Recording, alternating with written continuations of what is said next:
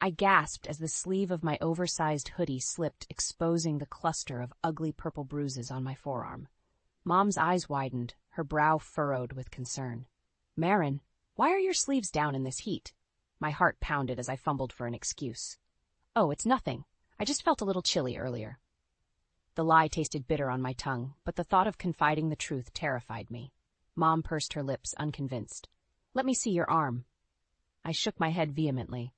"It's fine, really. I just bumped it." The creak of the front door interrupted our tense exchange. Griffin strode in, his cologne wafting through the air. "Hey, ladies, what's going on?" His smooth voice instantly put me on edge. Mom hesitated, her gaze flickering between Griffin and me. "Marin has some bruises she's not explaining." Griffin's eyebrows shot up as he turned to me, his expression a perfect mask of concern. "Bruises? Are you okay, Marin?" I forced a tight smile. "I'm fine, just clumsy as usual." He chuckled, draping an arm around Mom's shoulders. "You know how teenagers are, always getting into scrapes." His reassuring tone eased the tension in Mom's face, but it only amplified the knot in my stomach. As they moved into the kitchen, I caught Mom glancing back at me, her eyes full of unspoken questions.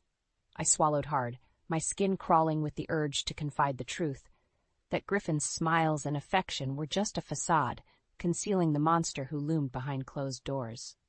But the memory of his harsh words echoed in my mind.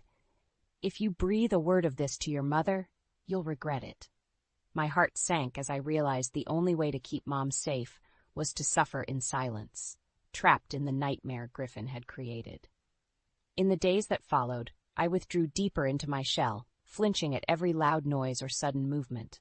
Mom's concerned glances weighed heavily on me, but I couldn't bring myself to confide in her. The risk was too great. One evening, as we sat down for dinner, Mom broke the tense silence. "Marin, honey, is everything okay? You've been so quiet lately."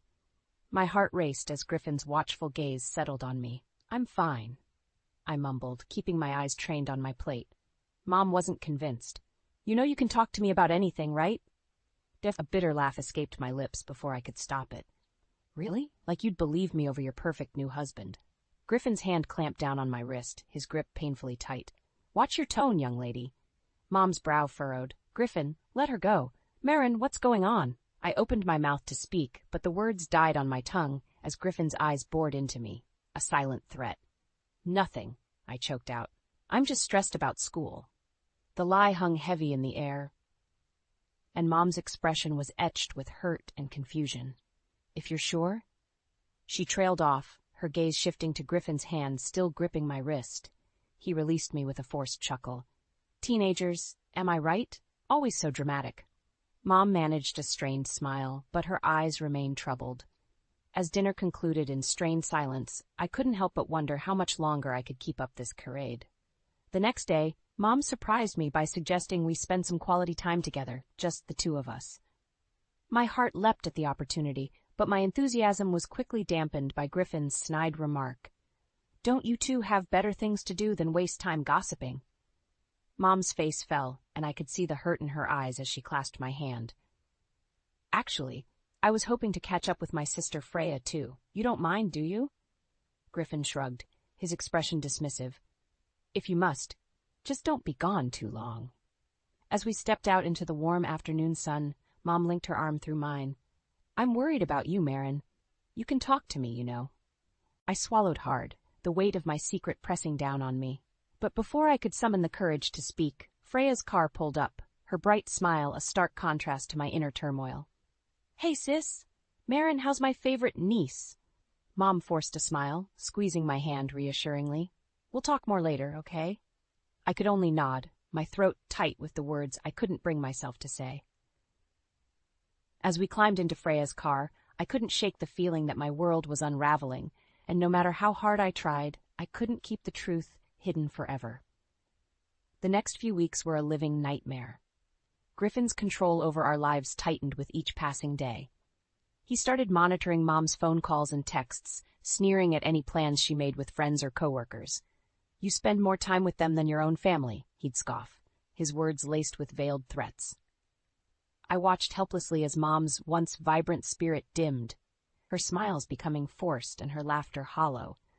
It was as if the life was slowly being drained from her. One afternoon, after a particularly heated argument with Griffin, Mom stormed out of the house, her face streaked with tears. I longed to comfort her, but the memory of Griffin's harsh words kept me frozen in place. Hours later, the harsh ringing of the phone shattered the tense silence. I answered with trembling hands, my heart sinking as the caller's panicked voice reached my ears. "Marin, it's Aunt Freya. Your mom's been in an accident. She's at Mercy General." I dropped the phone, my vision blurring as a wave of dizziness washed over me. Moments later, Griffin burst through the door, his face contorted with rage. "What did you do?" he snarled, grabbing me by the shoulders and shaking me violently. "Nothing," I gasped, terror gripping me. "Mom's been in an accident." His grip loosened, but the fury in his eyes remained. "Well, don't just stand there. We're going to the hospital." The drive was a blur, punctuated only by Griffin's biting remarks about Mom's recklessness and lack of concern for her family. By the time we reached the hospital, my head was spinning, and I could barely keep my eyes open. Freya rushed toward us, her face pale and drawn. "Marin, thank God you're here. Your mom's stable, but—" She trailed off, her gaze flickering to Griffin. "But what?" he demanded, his voice laced with impatience. Freya steeled herself, her jaw set. "The doctors think she may have been the victim of abuse. They found bruises and signs of trauma." Griffin's eyes narrowed as he turned to me, his expression twisted with fury. "You little liar. You told them, didn't you?" I shrank back, shaking my head desperately. "No, I swear." But Griffin was beyond reasoning. He lunged forward, his hands closing around my throat as Freya screamed for help. Black spots danced before my eyes, and the last thing I saw before everything went dark was Mom's limp form on the hospital bed, a silent witness to the nightmare our lives had become. I awoke to the steady beeping of monitors and the sterile scent of the hospital room. My throat burned, and every breath felt like swallowing shards of glass. As the fog cleared, the memories of the previous night came flooding back. Griffin's rage, his hands around my neck, the terror in Aunt Freya's eyes. A soft sob caught my attention, and I turned to see Mom slumped in a chair beside my bed, her face etched with anguish. Dark bruises marred her pale skin, and her left arm was encased in a cast. "Mom," I croaked, my voice barely above a whisper. Her head snapped up, and she was at my side in an instant, her eyes brimming with tears. "Oh, Marin, I'm so sorry. This is all my fault." I shook my head weakly, fighting back the tears that stung my eyes. "No, Mom, it's not your fault. It's his." A flicker of anger crossed her face, and she gently brushed the hair from my forehead. "I should have seen it sooner. I should have protected you." Before I could respond, the door burst open, and Aunt Freya swept in, her expression grim. "Good, you're both awake. We need to talk." Mom straightened, her brow furrowed with concern. "What's going on, Freya?" Aunt Freya's jaw was set, her eyes blazing with determination. "I called the police last night after that monster attacked Marin. They arrested him, but he's already lawyered up and spinning some sob story about a misunderstanding." My heart sank. Of course, Griffin would try to manipulate his way out of this. He always did. But Aunt Freya wasn't finished. That's why we need to take action now, before he has a chance to wriggle his way out of this. I've been doing some digging, and it turns out this isn't the first time he's pulled stunts like this. Mom's eyes widened. "What do you mean?" Aunt Freya took a deep breath, her gaze flickering between us. "I found records of domestic violence charges from an ex-girlfriend a few years back. The charges were dropped, but the details are disturbing." She shook her head, her expression grim. "And that's not all. I've tracked down some of his former friends and colleagues who have stories of their own about his controlling behavior and violent outbursts." A heavy silence settled over the room as the weight of her words sank in. This wasn't just a one-time lapse in judgment. Griffin was a predator, a master manipulator who had been hiding his true nature in plain sight. Mom's hands curled into fists, her face hardening with resolve. "Tell me what we need to do." Aunt Freya's expression was grim, but her eyes burned with a fierce determination. "We're going to take that bastard down once and for all. No more hiding, no more lies. It's time to expose him for the monster he truly is." As they began to lay out their plan, a spark of hope flickered to life within me. For the first time in what felt like an eternity, I allowed myself to believe that we might actually have a chance at freedom, at justice. The road ahead would be long and difficult, but with Mom and Aunt Freya by my side, I knew we had the strength to face whatever challenges lay ahead. Over the next few weeks, a whirlwind of activity surrounded us as Mom and Aunt Freya worked tirelessly to gather evidence against Griffin. Every day brought new testimonies from his former acquaintances, each one painting a clearer picture of his true, manipulative nature. One afternoon, Aunt Freya arrived at the hospital with a grim expression. I spoke to Jenna, Griffin's ex-girlfriend from a few years back, the one whose charges against him were dropped.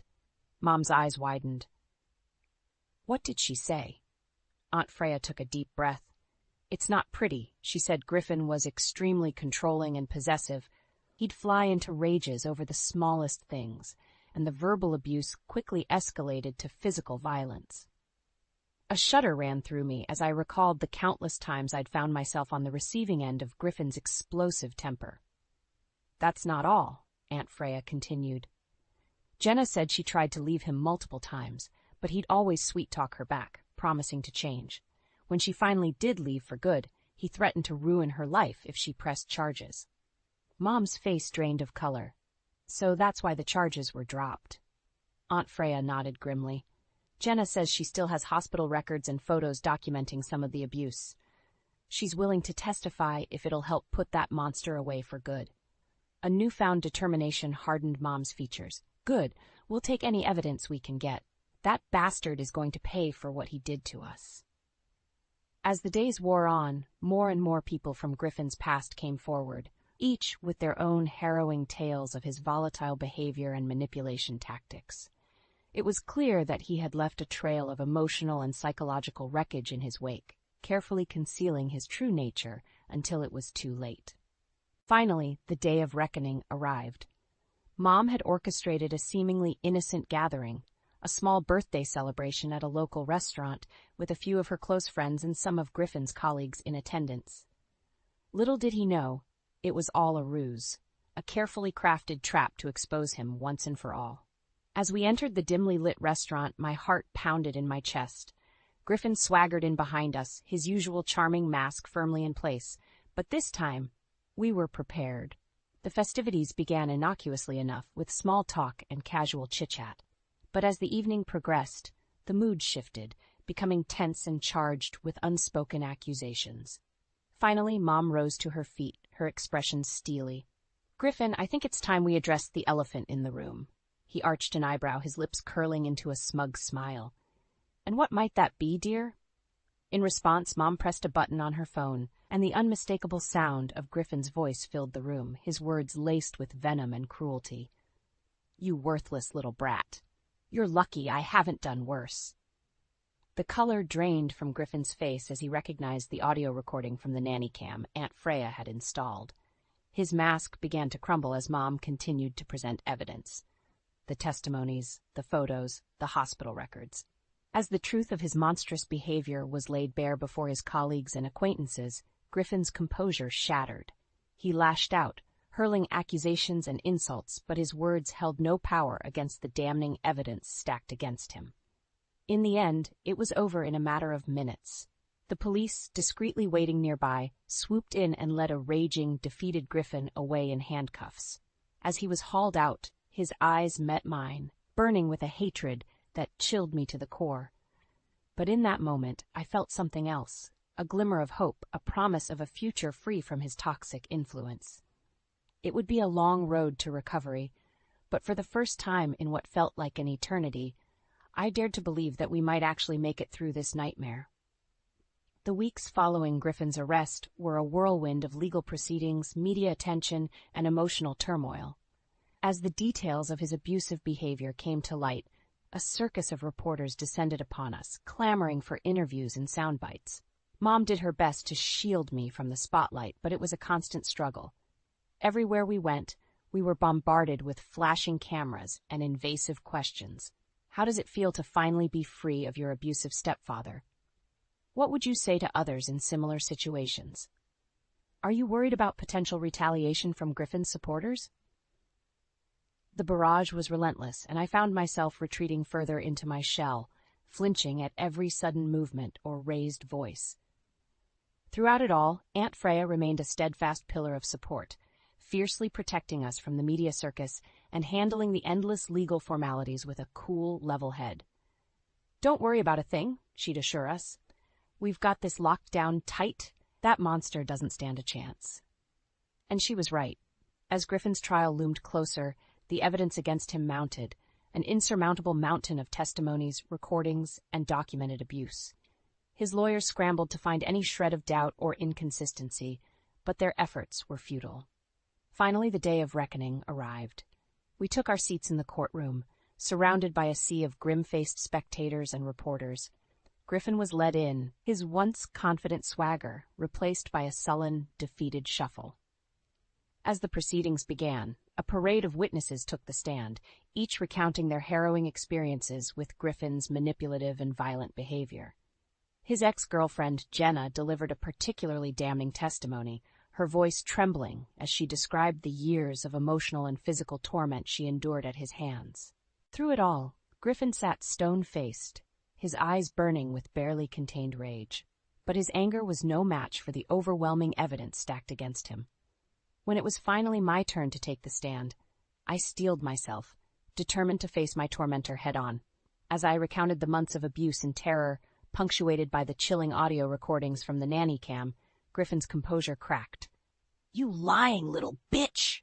he bellowed, lunging forward in a futile attempt to reach me. "I'll make you pay for this." Pandemonium erupted in the courtroom as bailiffs rushed to restrain him, his enraged howls echoing off the walls. But even as he was dragged away, I felt no fear, only a sense of empowerment and vindication. In the end, the verdict was a resounding guilty on all counts. As the judge handed down Griffin's sentence, a hefty prison term with no possibility of parole, a weight lifted from my shoulders. It was finally over. As we exited the courthouse, flanked by a sea of reporters and spectators, Mom pulled me into a fierce embrace. "I'm so proud of you, Marin," she whispered, her voice thick with emotion. "We made it. We're free."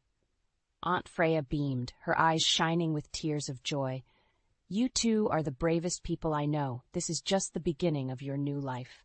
And as we stepped out into the warm embrace of the sun, I allowed myself to truly believe her words.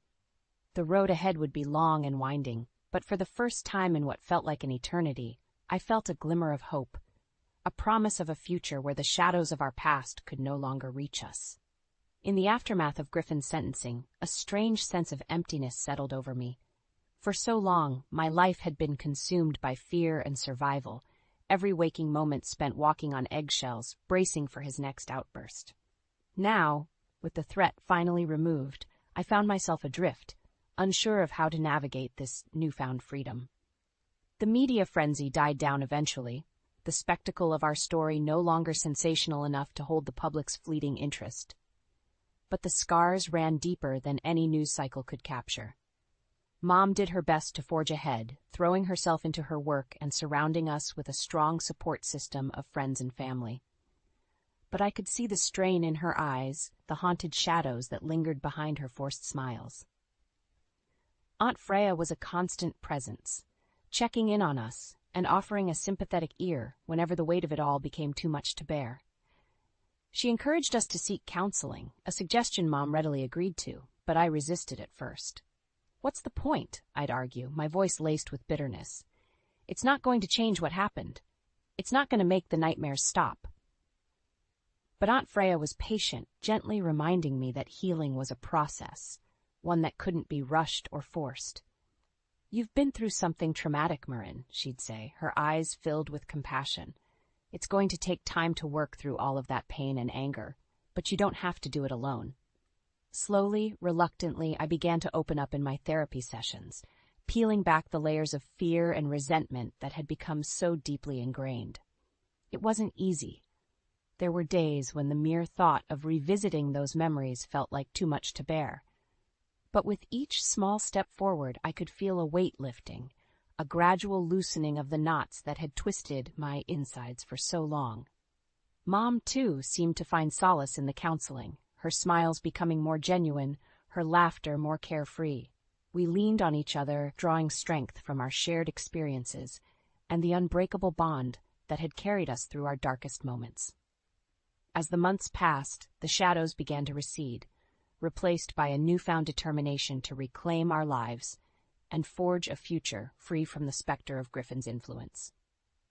I'll never forget the day Mom came home from work, her face alight with a joy I hadn't seen in years. "Marin, guess what?" she exclaimed, pulling me into a tight hug. "I've been asked to speak at a domestic violence awareness event. They want to hear our story to help others recognize the signs and find the courage to speak up." A rush of pride surged through me as I realized the significance of the opportunity. Our story, once a source of shame and anguish, could now be a beacon of hope for others trapped in similar nightmares. "Of course you should do it," I said, my voice thick with emotion. "Our story could help save someone else's life." Mom's eyes shone with a newfound determination. "Exactly. We've been through hell, but we made it out the other side. And if sharing our experience can prevent even one person from going through what we did, it'll all be worth it." As I watched her take the stage at the event, her words ringing out with a strength and conviction I'd once feared lost, I knew that we had finally emerged from the shadows, ready to embrace the future with open arms. A future where our story was no longer one of fear and suffering, but of resilience, hope, and the unbreakable bond of a mother and daughter who had stared down their darkest demons and emerged victorious. The years that followed Griffin's conviction were a roller coaster of emotions, filled with both triumphs and setbacks. But through it all, Mom and I clung to each other, drawing strength from our unbreakable bond. As I navigated the turbulent waters of high school and the challenges of young adulthood, Mom was my constant anchor, offering unwavering support and guidance. She became a fierce advocate for domestic violence awareness, sharing our story at events and rallies in the hopes of empowering others to break free from their own cycles of abuse. Her speeches were powerful and raw, laying bare the harsh realities we had endured while offering a beacon of hope to those still struggling in the shadows. "If we can make it through," she'd say, her voice ringing with conviction, "so can you. It won't be easy, but you are stronger than you know, and you don't have to face it alone." I'd watch from the sidelines, my heart swelling with pride at the woman she had become. A survivor, a fighter, a force to be reckoned with. Of course, there were still dark days, moments when the weight of our past threatened to overwhelm us. The nightmares still came, vivid and unrelenting, leaving us shaken and gasping for air in the dead of night. But we faced those demons together, leaning on each other for strength and reminding ourselves of how far we'd come. "We made it through the worst of it," Mom would whisper, cradling me in her arms as the tremors subsided. "Nothing can ever hurt us like that again." And she was right. No matter how deep the scars or how daunting the road ahead seemed, we had each other. An unbreakable force, tempered by fire and forged in the depths of our shared trauma. As I graduated high school and began to map out my future, I found myself drawn to the very cause that had become such a driving force in our lives. I enrolled in college, determined to pursue a degree in social work, with the ultimate goal of helping others trapped in abusive situations find their way to freedom.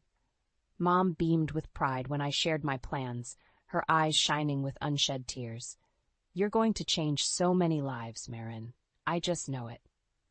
And so our journey continued, each step forward a testament to the resilience of the human spirit and the power of love to conquer even the darkest of circumstances.